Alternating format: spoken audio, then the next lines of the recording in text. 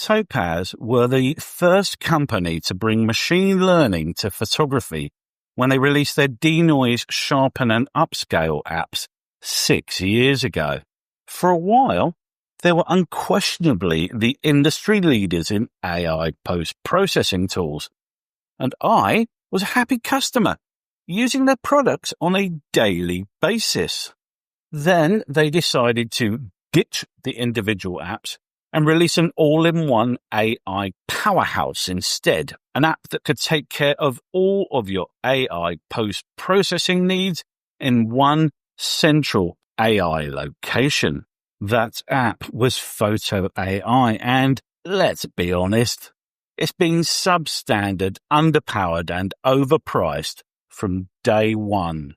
So it's fair to say that I wasn't expecting very much from the recently released version 4, and with impressive consistency, TopazLabs certainly didn't let me down.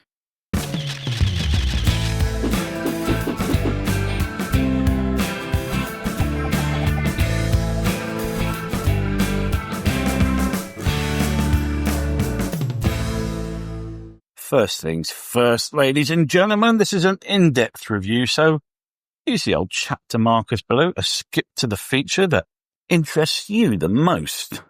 If you're new to the channel, you should know that I'm not here to market products for companies. It's a radical concept on YouTube, I know, but I actually test the software I review and share the full and unvarnished truth with you guys. There's also a bit of swearing in this video, so if you're offended by the kind of Anglo-Saxon invectives that you might hear in an Australian pub at Tools Down on a Friday arvo, you may want to try another video. Once a serious player, TopazLabs now feel like a legacy brand coasting on old hype, and Photo AI 4 does nothing to suggest a course correction. The app is officially marketed as a powerful photo restoration and enhancement tool that will enable you to achieve studio-level focus, detail, and clarity anywhere you shoot. Color me surprised that a studio would waste their time or money on an app that somehow manages to get worse and worse with each iteration. In this new version 4 release, the big changes are a new dust and scratch removal tool, SuperFocus version 2, and active AutoPilot. The dust and scratch removal tool, which they somewhat bizarrely describe as the first of its kind, can allegedly be used on damaged prints and film scans and for, quote, cleaning up archival or scanned work, unquote. SuperFocus, meanwhile, has an upgraded de-blurring model, which enables users to refocus blurry images. And finally, the new active AutoPilot will suggest which of Photo AI 4's impossibly useless enhancements will best fix your photo. That's the marketing bollocks. Here's what you're actually getting. Let's kick things off by talking about that dust and scratch removal tool, which is supposed to help you rescue knackered old family photographs and restore them to their former glory. You can run the dust and spot removal enhancement either locally or in the cloud, of which the latter will cost you cloud credits. But since Topaz have clearly identified cloud processing as a profitable sideline and charge handsomely for the privilege, I did all my enhancements locally on my M2 MacBook Pro with 32 gigs of RAM. I tested this feature on a series of photos, including vintage shots with scratches and water damage, and a landscape shot of mine with a dust spot problem. I've gone ahead and applied the dust and scratch enhancement to 3 test photographs, starting with a nice easy one and building up in severity. And it's safe to say that the results are singularly underwhelming. Here is the before on a photograph, a kind of typical situation where you might be having dust spots on your sensor. You can see a dust spot here Here, there's one up the top there. A few over on the left-hand side. Just a bit of light kind of smudgy dot. That's the before. Here's the dust and scratch enhancement applied. And I'm now going to swipe to the left so you can see the incredible job that Photo AI has done. So across we go. Let's have a look at these ones too. Notice it's actually made these dust spots worse. Yep, that's right. Hasn't removed them, just enlarged them. Truly, this is some groundbreaking machine learning going on here. The other one, slightly fainter, I guess. As we come across this cloud, watch what happens. So this is a feature we don't want touching. It's not dirt, it's not dust, not scratch. Watch the cloud. See that? It's actually removing features from the cloud. So stuff we don't want gone is gone. The stuff we do want gone is still there. Genius. And just for the record, the dust spots over here, very slightly fainter maybe, but still there. And it's actually removed one of the little clouds here. Oh no, it's added a cloud. So it's added something back in there with a very faint effect. Absolutely useless. Let's move on to another example. I found a nice vintage photograph online. And so here is the before. And if we swipe to see the miracle of the dust and scratch applied over here, it is on. I've switched it on. Let's come across. And okay. Absolutely nothing really. It's kind of made this dot here kind of smudgy. Ditto this one, just smudged it. All the scratches are still there. Scratch across here is still there. Done absolutely nothing for any of this water damage or anything. And all of these dust spots and dirt, all exactly as they were. Absolutely useless. And so we've got a fairly extreme example for you now with heaps of scratches on it. Let's see how we go. Notice it's called Dust and Scratch. Let's swipe left and see the miracle unfold before our eyes. Yes, it's enhanced the scratches. Look at this portion on the left here. It's actually accentuated the scratches. It's given this one a bloody drop shadow. The Dust and Scratch removal tool is badged as a beta within the app, but that doesn't in any way excuse the staggeringly poor results I got with it. What sort of a dust removal tool not only fails to remove said dust, but actually enhances it instead? Now, you can actually go in and manually edit the dust and scratches on a photograph, but so bloody what? You can do precisely that with a long list of apps, most of which do a far better job and cost a fraction of the price. Here's a sentence I never thought I'd hear myself saying. Luminar Neo does a far better job. It can't all be bad news, though, can it, Andy? Missed focus shots can be super frustrating because sometimes those slightly blurry images are otherwise the best candidate in a burst sequence. So being able to rectify that to save the photo and bring blurry subjects back into focus is a highly desirable tool. Too bad that TopazLabs SuperFocus model is about as effective at fixing blurry shots as waving a novelty Harry Potter wand at the screen and saying, "Pixelus reparum." The first problem that I had with SuperFocus was it crashed the entire app on several occasions. But when it did work, here's the test shot I chose to put the amazing SuperFocus through its paces. Got these two ladies catching up outside their holiday rental, shot them through the old zoom down at the beach, and they are out of focus. Let's zoom in on them, and you can see what I mean. It's not terribly out of focus, but there's definitely a little bit of blur going on there. I would have thought this was the ideal candidate to test this particular machine learning on. I'm zoomed in on these guys, and I must warn you to prepare yourself for the enormity of what you're about to see. Let's get the old afterline. I'll drag this in, and here we go. This is what SuperFocus came up with.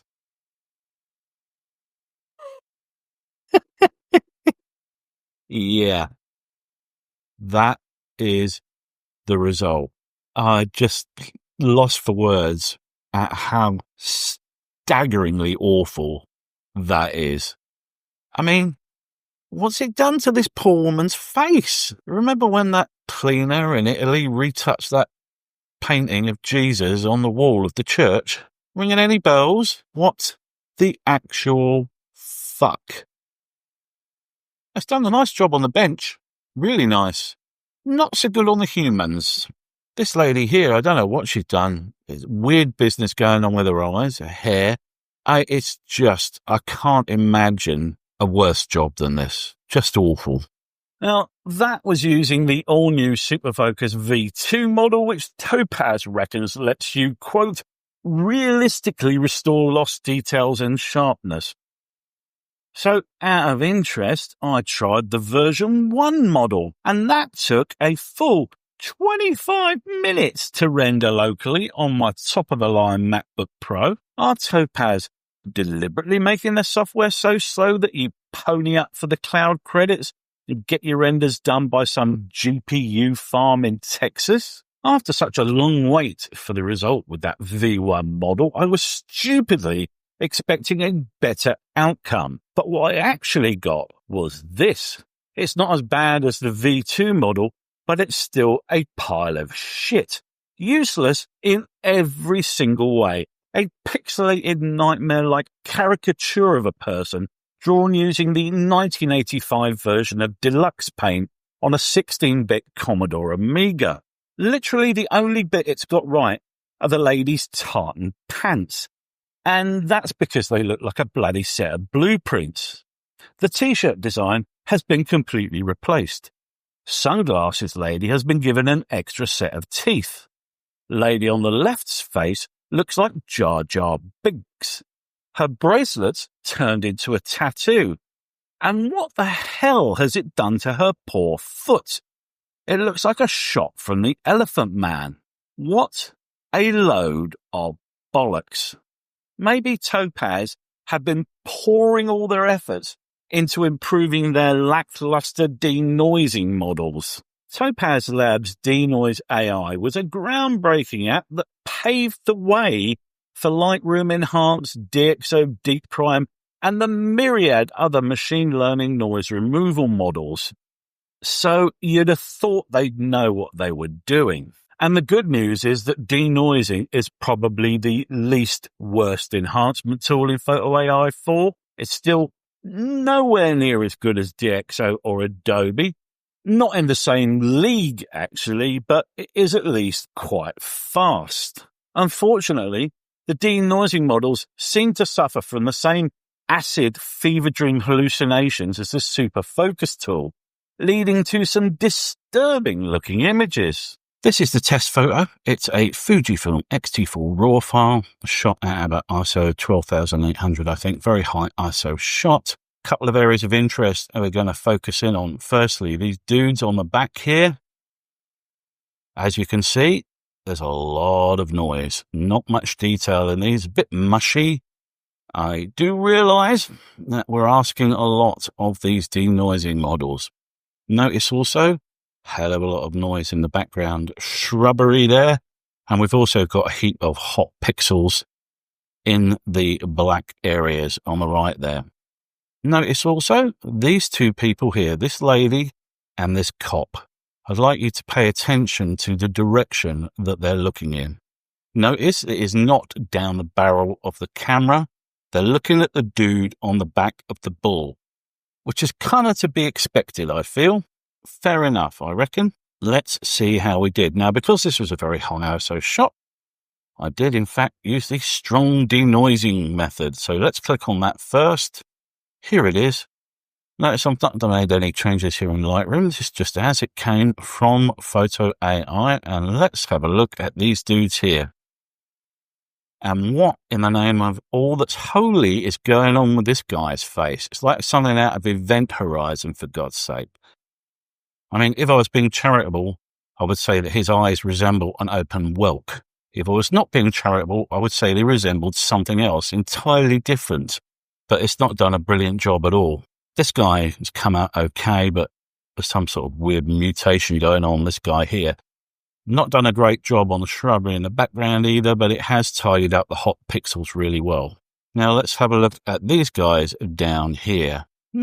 Okay job, not done too badly. Bit of weird lines going on this guy's face, but it's not looking too bad at all. So the next test that I put it to was to see if we could get some more detail in the people's faces. And so I enabled the face recovery option, and I'd like you to prepare yourself for this one. So we're going to click on the face recovery option now. First of all, let's start with these dudes down here. Now remember, in this shot, where are they looking? Not at the camera, but when we turn on face recovery, well, that's a little bit spooky, isn't it? Quite disturbing. I mean, it's done an okay job if you want someone that looks like they're sort of heavily synthesized, like some CGI lady here, but, you know, that's quite weird. Look, looking that way towards the dude on the ball, looking right at me. Also some weirdness going on under this guy's hat, and let's not even mention this poor lady. But the real fun starts when we check in on the gentleman on the back here. Let's click on them. Now, what the hell? They've all been given built-in sunglasses. Hallelujah. I did, of course, test the denoising on a variety of images, from astro shots through to wildlife, and the results were occasionally okay, but they were never great. Furthermore, the quality of the denoising was untroubled by the addition of a sharpening enhancement. In most cases, it made the denoised image look even worse, because it highlighted the nightmare fuel the Topaz model had decided to insert into the images. The kitchen sink approach in photo AI would be all well and good if the individual tools were any good. But when they're this awful, you just end up with a compounded pile of digital misery. The AutoPilot feature seems utterly redundant to me. I don't know what the purchasing demographic is for this app, but it seems more likely to me that it'll be photographers splashing the cash rather than, say, field service diesel technicians or call center escalations officers.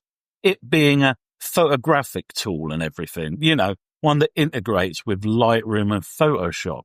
And if that is the case, that photographers are actually the people buying this photo processing tool, then why the fuck do we need some third-rate Clippy knockoff suggesting edits? Why can't we, look at the photo and see what's wrong with it? Oh dear me, it's all blurry. I'll try Sharpen. Oh no, it looks like rainbow-coloured TV static. I'll try the DeNoise. Oh no, their faces are blurry. Never mind. It crashed again. The Adjust Lighting tool adds quite possibly the most basic post-processing tools in recorded history to the app, so that you can make it look truly shite before exporting. You get exposure, highlight and shadow sliders, which have all the subtlety of a fire hose enema. The AI region selection is less accurate than a toddler with jumbo crayons and a colouring in book. And if you don't feel like you've made your bad photo look as terrible as possible, then the primitive colour balance tool is ready to step into the fray. After all, what could possibly be better than a colour temperature slider that takes about 10 seconds to update every time you nudge it slightly?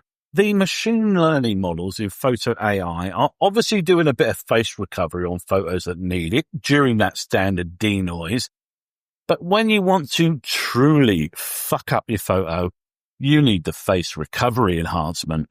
Now, the weird thing about this particular tool, or actually maybe it's not weird, maybe it's entirely in keeping with the rest of this third-rate app, is that it's far better when in creative mode than in realistic mode. I went back to that out-of-focus shot of the two ladies and used a combination of sharpen and face recovery in creative mode, and while it was still out of focus, Of course it was. It was definitely an improvement. It's a small victory, but I'll take it. With the old DeNoise AI and Sharpen AI apps, TopazLabs threw their faithful customers under the bus by prematurely ending development of these excellent tools. But they did keep Gigapixel AI as a separate app. And naively, I consequently thought we'd see improved performance in the Upscale enhancement in Photo AI 4. In my testing, the Upscale works well on landscape photos, cityscapes and wildlife, but it absolutely sucks at upscaling photos with people in them. For some reason, people are Photo AI 4's kryptonite, and it will never miss an opportunity to transform a person into a work of art. And by art, I do of course mean Picasso during his Cubist period. One of the biggest head-scratching features of Photo AI is the workflow, and more specifically, the order in which you apply the enhancements. I draw your attention to this section of the Photo AI 4 website where it states, quote, use enhancements multiple times in one photo with multiple selections in any order you wish, unquote. Except you can't change the order of the enhancements. There's no drag or drop, no hotkey. The app decides what order the enhancements are applied in, not you. What's even stranger is that the app insists on placing Upscale last in the series of enhancements, which I find utterly perplexing. I fired up Facebook the other day and was assaulted by endless adverts for Photo AI 4 being shilled by various shameless YouTube photographers who were obviously at the back of the queue when they were handing out the integrity. It had been about a year since I reviewed Photo AI 3, so I decided to bring you guys up to date. I ponied up for a month's subscription with a misguided sense of optimism that TopazLabs annihilated within a few moments of updating the app. There are so many issues with this app, both small and large, that I can't help wondering if the reason it's called Photo AI is because they used Grok to build it. The much vaunted dust and scratch removal is like the punchline to a bad joke. It's slow, it can't actually remove scratches, particularly big ones. It enhances the dust spots it's supposed to remove, and it won't run locally at all on any system without 8 gigs of VRAM. The AutoPilot is clunky, confusing, and unnecessary. The results it comes up with are so hit and miss that it feels like they're being triggered by a random number generator. The sharpening tool is mediocre at best and often results in sharpening halos and artifacts, particularly if the subject is a high-contrast one, such as a bird or an aeroplane against a blue sky. The lighting and color adjustments are primitive and, depending upon the size of your preview window and the number of enhancements you have enabled, slower than your granddad replying to a WhatsApp in the family group chat. The SuperFocus tool is so useless, I assumed it was an elaborate prank and started checking my office for hidden cameras. Whether you select the V1 or V2 model, you're likely to end up with what I could most charitably describe as an extremely overprocessed facsimile of your subject. It was one of those tools I kept testing because I couldn't believe how awful the results were. But it never got any better than barely adequate. The face recovery tool apparently works best on faces that don't actually need any recovery. Use it on faces that are noisy, slightly out of focus or low resolution, and you'll want to brace yourself before the hideously prolonged rendering time finishes. The denoising models in Photo AI 4 are nowhere near as good as Adobe's or DxO's. They do an okay job removing moderate levels of high ISO noise, but struggle badly on more difficult images, and in most cases look awful unless viewed from several kilometers away. The only tool that worked with any degree of reliability and quality was the Upscale. And that's only if your photo doesn't include any human beings.